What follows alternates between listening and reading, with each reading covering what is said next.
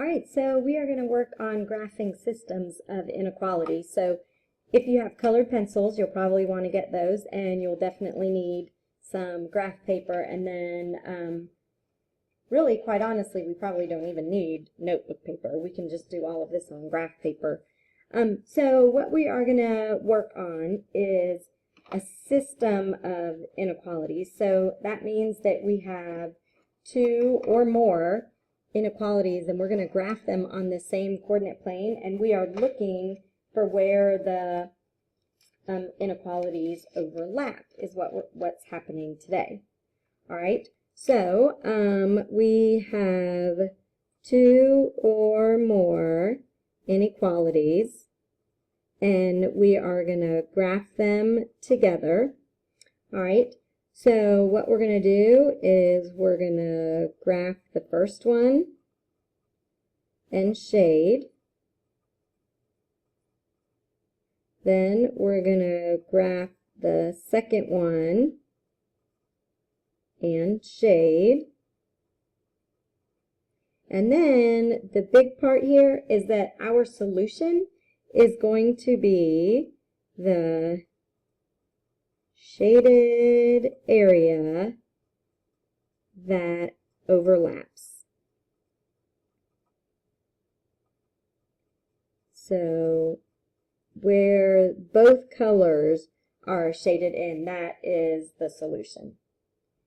All right, so if we had more than two inequalities, we would just graph them all. And then we're going to look for where the overlapping shading or the overlapping colors are located, and that is the solution. So I'll go through all of that with you, obviously, when we get to our first example. All right, so let's move to the graph paper. So let's see, for example 1 here, let's say y is greater than negative 3x minus 2. And then we can say y is less than or equal to 1/2 x plus 1. All right, so I'm going to do some color coding here.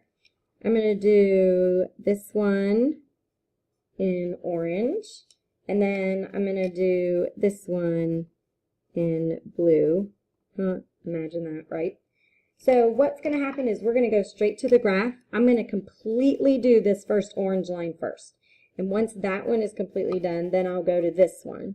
And then I'll look at what I have on the graph for the possible solutions. All right, so let me give myself some more viewing space here. Okay, so I need a graph, and I can see that I need to go down 2 on this one and a positive 1 on that one. So it doesn't need to be a huge graph. Oops. Man, my lines are terrible today. So I'm going to go, I think that should be good enough. I have about 4 or 5 in each direction. Okay, so I'm going to start with the orange line. So what I need to do first, so I'm just ignoring this one for right now, is I need to graph negative 3x minus 2. So I need to start at the negative 2, which is right there. And then the slope is negative 3, which would be negative 3 over 1, which means up 3, left 1, up 3, left 1, or I could go down 3, right 1. So that gives me an idea of where my line is. Now, using this information right there, I know that I am going to have a dotted line because it's greater than, and I'm going to shade above because it's greater than. So if you remember the way to look at the symbols to determine the type of line and the direction of the shading. All right, so I want a dotted line, which I guess is technically more of like a dashed line. So there's my line, and it's going to keep going in both directions, but I only have this part of it. And then I want to shade above because I want the Y's that are above the line. So here's my y-axis. So I want the y's that are above the line, which means I'm looking for these up here. So I'm going to shade all of this, all of the first quadrant, this little piece right there of the third, and a lot of the fourth. We could even say most of the fourth quadrant should be shaded. So that takes care of our first inequality. So what this means is that any point that is in this orange shaded area will work in this equation. Any point over here that's not shaded in orange will not work in this equation. And any point that falls on the line will not work in the equation because the line is dotted. All right, so now we're going to go to the second line. So this one I'm going to do in blue. Whoops, let me grab my marker first. All right, so I'm going to start at +1 on the y-axis, which is right here. And then this time the slope is 1/2, which tells me to go up 1, right 2, up 1, right 2. Or I could go down 1, left 2, down 1, left 2. So there's the direction that I'm going for my line. So now if I look at this information, this tells me that I should have a solid line because it's equal to the line. And then I want to shade below because this is a less than. So I want a solid line and I want to shade below. So solid line, I can go ahead. Oh, that one's pretty good. Very impressed. All right, so here's my line. And then I want the y's that are less than the line. So here's my y-axis right here.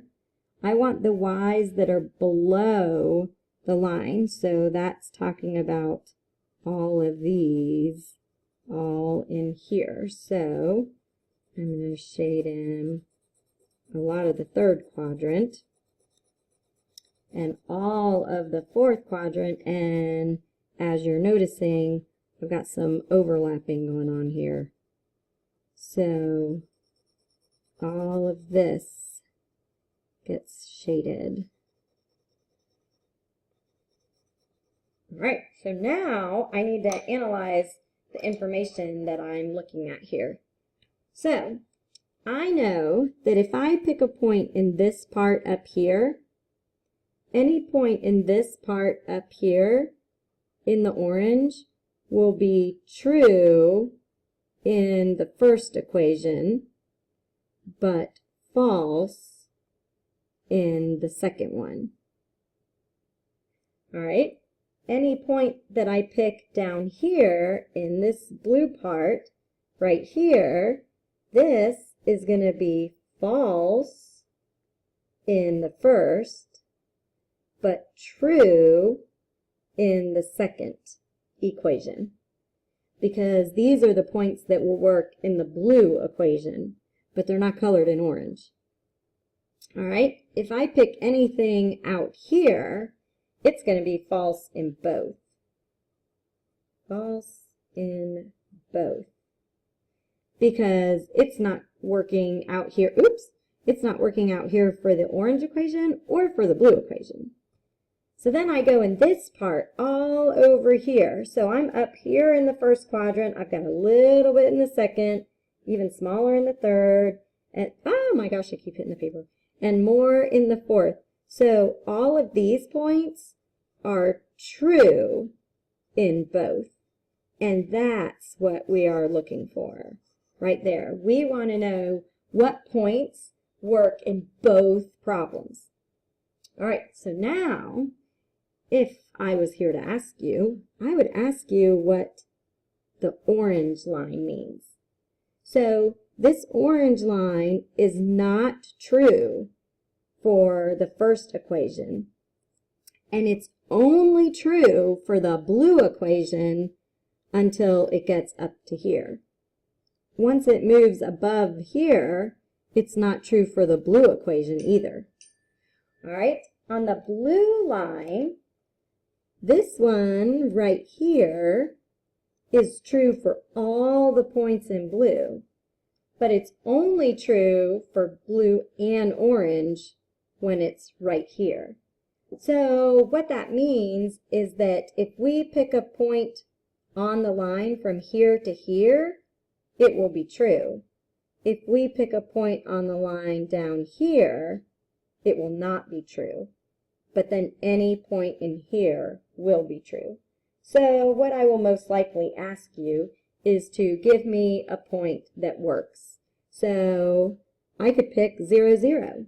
0, 0 is shaded in both colors. So remember, we are looking for the shaded area that overlaps is the solution. So I can name any point as long as it's shaded in both colors, or as long as it appears on a solid line in both colors. All right, now one quick comment just in the end is that it is possible to have no solution on a graphing problem. So I'm just going to sketch a graph for you that shows you where no solution would look like, or what no solution would look like. So no solution looks like this. All right, so I'm going to sketch a graph. And if you're thinking about it, which hopefully you are, you probably remember from when we did systems of equations by graphing, we would get no solution if the lines were parallel.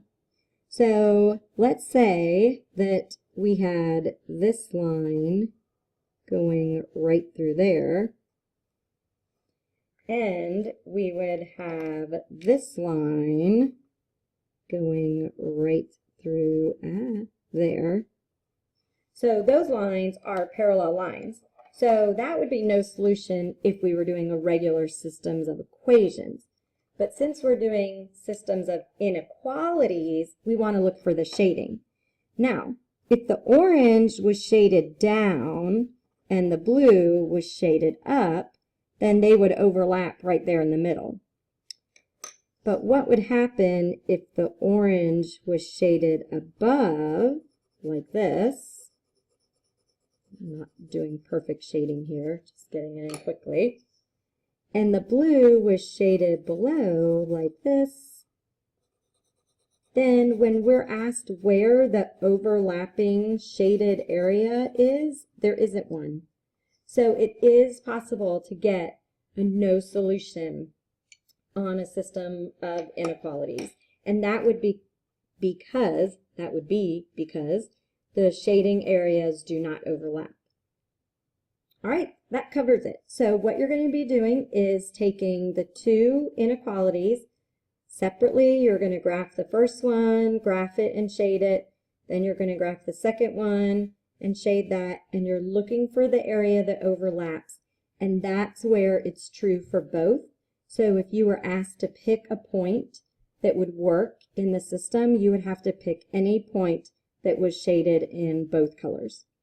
Again, if you don't have colored pencils, it's not a problem. You could shade, do your lines one direction, one way, and then put your lines in another direction for the second line. And you should still be able to find where the shading overlaps.